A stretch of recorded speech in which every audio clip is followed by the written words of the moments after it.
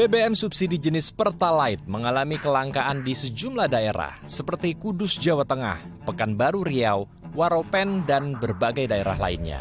Warga pun kesulitan mencari bahan bakar jenis Pertalite dan terpaksa membeli ke pengecer dengan harga Rp14.000 hingga Rp25.000 per liter. Harga ini memberatkan warga karena harga asli Pertalite dari Pertamina adalah Rp10.000 per liter. Selain BBM jenis Pertalite, ada persoalan lainnya. BBM jenis RON 98 seperti Pertamax Turbo dan BBM diesel non-subsidi seperti Dexlite dan Pertamina Dex mengalami peningkatan harga pada kuartal 2 tahun 2026. Pertamax Turbo RON 98 naik dari sebelumnya Rp19.400 menjadi Rp19.900 per liter. Dexlite sebelumnya Rp23.900 menjadi Rp26.000 per liter. Pertamina Dex sebelumnya Rp23.600 menjadi Rp27.900 per liter. Untuk mengantisipasi meningkatnya harga BBM, Menteri ESDM akan mengoptimalkan tambang bahan bakar lama maupun mengembangkan tambang bahan bakar baru. Pemerintah juga akan mengantisipasi jumlah impor gas LPG yang terbatas imbas konflik di Timur Tengah dengan menggunakan CNG atau kompres natural gas. CNG merupakan gas alam terkompresi yang didominasi metana dan mampu menjadi alternatif bahan bakar ramah lingkungan. Lalu apakah upaya pemerintah efektif untuk mengantisipasi krisis energi di tanah air? Ya, untuk membahas hal ini lebih lanjut, kita telah tergabung langsung dengan Ahmad Nur Hidayat selaku ekonom dan pakar kebijakan publik dari UPN Veteran Jakarta. Kita langsung sapa. Selamat siang Mas Ahmad. Assalamualaikum. Apa kabar Mas di sana?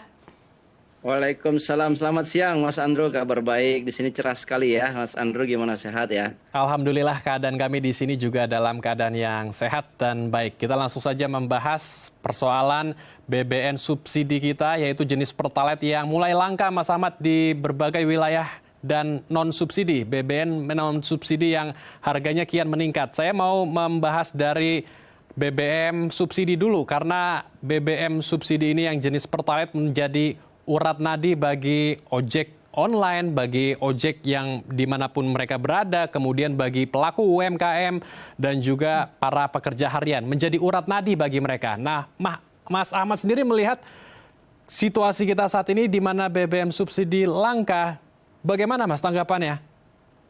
Ya, pertama kita ingin apresiasi dulu apa yang dilakukan oleh pemerintah ya, tidak menaikkan BBM yang sifatnya subsidi ya. Saya kira ini niatnya adalah menjaga daya beli masyarakat.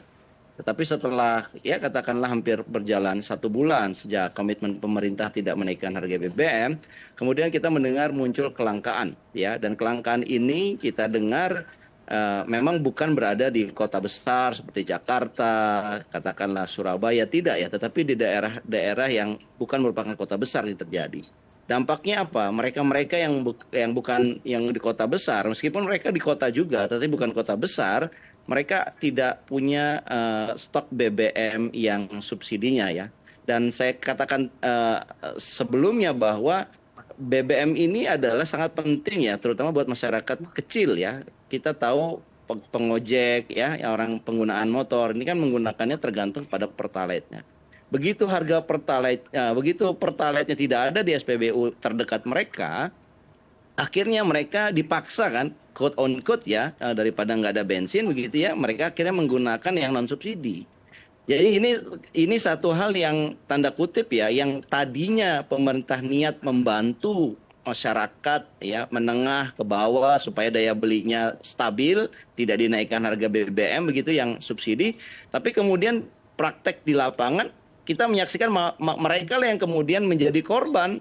Ya, daya beli mereka sudah katakanlah stagnan begitu ya, kemudian mereka cari Pertalite atau solarnya tidak tersedia, akhirnya mereka harus membayar harga lebih mahal ke BBM yang non subsidi. Sementara BBM yang non subsidi juga mengalami lonjakan kenaikan harga, jadi ini 2 kali lipat ya menurut saya beban yang ditanggung oleh masyarakat kita dengan kelangkaan ini. Jadi cita-cita besarnya Pak Prabowo ternyata di lapangan itu menjadi satu janji yang tidak ditepati begitu. Saya kira itu yang terjadi dalam persepsi publik. Oke, saya masih ingin mendalami lagi tentang BBM subsidi kita karena BBM subsidi ini banyak yang tidak tepat sasaran. Artinya banyak orang-orang yang bukan dari ekonomi lemah yang justru menggunakan BBM subsidi. Bagaimana sebetulnya skema yang tepat untuk BBM subsidi kita, Mas Ahmad? Jadi begini, kalau kita melihat konsep subsidi BBM ini kan masih kepada subsidi barang. Subsidi barang artinya siapapun yang membeli barang itu akan mendapatkan subsidi. Meskipun yang beli katakanlah bukan orang yang berhak, ya orang yang mampu begitu. Nah, disinilah sebetulnya sudah lama ya kajian mengenai subsidi barang ini jatuhnya adalah tidak tepat sasaran. Praktek di lapangan ya meskipun ya sudah ada pembatasan menggunakan QR My Pertamina misalkan ya, itu kan membatasi, tetapi kan dalam mendapatkan QR itu kan tidak ada, saat itu kan semua masyarakat bebas, siapa saja yang mau mengajukan boleh. Tidak ada kategori NIK, kategori penghasilan dan sebagainya. Jadi sejak awal memang desainnya itu belum serius untuk mengatasi persoalan bahwa subsidi yang sifatnya barang ini seringkali tidak tepat sasaran, begitu Andrew. Nah, yang terjadi adalah begitu kemudian pemerintah tidak menaikkan harga BBM yang subsidi dan menaikkan harga BBM yang non subsidi, banyak masyarakat kita yang jadi keep in mind bahwa status quo-nya memang sudah kelihatan tidak tepat sasaran. Begitu ada kebijakan BBM non subsidinya naik, akhirnya orang sudah mulai nih memain mata bagaimana caranya mendapatkan BBM subsidi untuk mengurangi operasional transportasi kelas mereka gitu ya. Nah, memang ini harus diakui masyarakat kita kreatif tanda kutip ya Andrew. Saya mendengar ada yang kemudian malam hari naik motor begitu ya, mengisi motornya penuh, nanti dari motornya dipindahkan ke mobilnya. Itu salah satu langkah yang terjadi dan saya kira ini di lapangan perilaku ini satu tidak bisa terhindari. Yang kedua memang desainnya kita sudah salah dari awal dengan memberikan subsidi kepada barang. Nah, itulah akhirnya ya menurut saya ini ada kaitannya, begitu harga BBM non subsidinya naik, akhirnya masyarakat yang tadinya menggunakan Pertamax, Turbo, dia akhirnya menggunakan Pertalite gitu ya atau solar begitu. Nah, itu yang membuat kuota yang subsidi akhirnya semakin terbatas. Ya, ini yang kemudian kita melihat di sejumlah daerah mengalami kelangkaan. Jadi ini ada hubungannya antara kebijakan pemerintah menaikkan BBM non subsidi sama kelangkaan. Jadi ternyata yang dipakai oleh masyarakat yang tadinya pengguna non subsidi sekarang masuk kepada subsidi. Nah, saya kira ini harus kita akui ya sebagai realita di lapangan dan harusnya kita mengambil sejumlah langkah ya. Langkah-langkahnya saya kira pertama diantaranya ya harus merapikan kembali yang tadinya subsidi salah sasaran, bisa nggak kita buat desain yang menjadi tepat sasaran begitu Andrew. Bagaimana agar BBM subsidi ini bisa tepat sasaran ya? Dan bagaimana pula dengan policy maker kita atau pembuat kebijakan kita? Karena sejauh ini sepertinya isu kelangkaan BBM ini bertahun-tahun yang lalu sudah sering sekali terjadi, Mas Ahmad. Tapi ditahan ya Mas, kita akan bahas usai jeda. Pemirsa, kami akan kembali usai jeda, tetap di Halo Indonesia.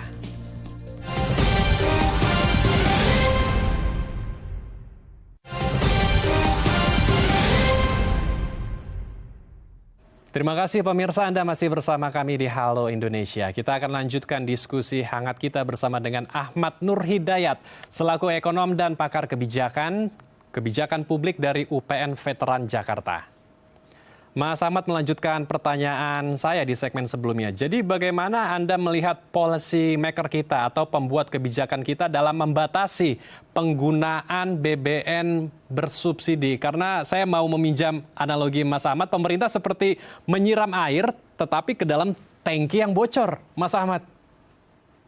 Iya, saya kira policy makers kita memang perlu pembenahan ya yang sifatnya drastis ya. Kalau enggak, either kita memang akhirnya kuotanya habis ya, dan sebelum akhir tahun kehabisan ini akan membuahkan kelangkaan. Ketika kelangkaan ini akan terjadi yang disebut dengan social unrest. Nah, itu saya kira tidak kita kendaki ya. Makanya pertama ya saya kira perubahan drastis yang harus dilakukan oleh pemerintah adalah dengan membuat satu transparansi kepada publik Andrew. Termasuk potensi adanya subsidi salah sasaran. Nah, berapa yang bocor kan sebetulnya bisa dihitung ya. Tiap tahun Pertamina punya angka tahunan ya, kuota yang terpakai kok tahun ini kuotanya lebih tinggi. Why? Itu kan itulah jumlah kebocoran. Berapa juta kiloliter yang bocor dari konsep sekarang. Dan kebocoran itu yang saya sudah jelaskan tadi ini pasti dibeli oleh mereka yang sebetulnya harusnya membeli BBM non subsidi. Cuman karena BBM non subsidinya harganya terlalu tinggi, akhirnya mereka turun ke bawah dengan segala kreativitasnya. Nah, ini harus diakui dulu. Dan kalau ini motifnya berarti pemerintah harus memilih nih. Either dia kemudian mempertimbangkan kenaikan yang non subsidi yang naik drastis itu ya, atau kemudian mengambil tindakan dengan menyisir kembali mereka-mereka yang layak mendapatkan subsidi ini dipertahankan, yang tidak layak kemudian diberikan satu istilahnya mekanisme supaya mereka tidak bisa akses yang bersubsidi. Dan ini nggak bisa dilakukan, Andrew, kalau konsepnya masih mensubsidi barang. Ini harus diberikan satu model ya, pemberian subsidi berdasarkan NIK, by name by address. Jadi dia harus dengan satu data yang lengkap begitu. Kalau masih seperti sekarang, siapapun orang bisa beli, dan saya kira nggak bisa dilarang juga untuk membeli gitu. Nah, ini yang saya kira harus diakui, itu yang pertama ya. Yang kedua, saya kira pemerintah juga memikirkan nih, ada persoalan yang lebih besar sebetulnya, Andrew, di mana harga BBM oke lah katakanlah kemarin naik, sekarang sudah mulai melandai gitu ya. Tetapi pemerintah juga kebingungan karena apa yang disebut dengan melandai itu ternyata tidak tersedia juga di pasar impor kita. Ya, banyak negara yang berebutan ini BBM atau crude oil ini. Sehingga pemerintah sebenarnya sedang fokusnya saya kira sekarang itu mencari ketersediaannya dulu. Entah itu ngambil dari Afrika, entah itu ngambil dari Rusia, meskipun minyak Rusia kena satu embargo begitu ya dari Amerika. Nah, ini yang saya kira fokusnya pemerintah kayaknya ke hulu dulu ya. Sementara hilirnya dianggap baik-baik saja, tapi yang menjadi masalah timbullah kelangkaan di sejumlah daerah, dan ini saya kira harus juga diadres ya. Sektor hilirnya ini harus diadres juga. Jangan sampai pemerintah hanya fokus kepada hulu, hilirnya kemudian kedodoran gitu. Nah, yang hilirnya ini ya, ini perlu diperketat ya, pertama pengawasannya. Tapi begini juga ya, Andrew. Di tengah kelas menengah sedang terpukul dengan daya belinya, sebetulnya BBM ya yang mereka beli dengan subsidi ini sebetulnya membantu mereka juga loh. Membantu kelas menengah juga loh untuk menghadapi kehidupan ekonomi sehari-hari gitu. Nah, pilihannya adalah bisa jadi ya di jangka pendek ya kita biarkan ini memang sengaja tidak tepat sasaran karena toh yang memakainya itu sebenarnya mereka-mereka yang sebetulnya turun kelas. Nah, ini yang kemudian butuh pengakuan. Artinya kalau pemerintah mau tidak langka, kuota untuk yang subsidinya dipertambah dong. Nah, ini kan kalau rancangan 2026 saya lihat datanya untuk Pertalite kuotanya hanya 29 juta kiloliter. Padahal di tahun lalu 31 juta kiloliter. Artinya ada 6,92% penurunan kuota. Loh, bagaimana Anda menurunkan kuota yang sementara masyarakat yang membutuhkannya, bahkan ada yang masyarakat yang turun kelas membutuhkan itu. Nah, ini kan karena tidak direcognize ada situasi seperti ini oleh pemerintah, masyarakat menengah turun kelas. Nah, ini saya kira perlu satu kebijakan yang lebih transparan supaya semuanya terbuka begitu, Andrew.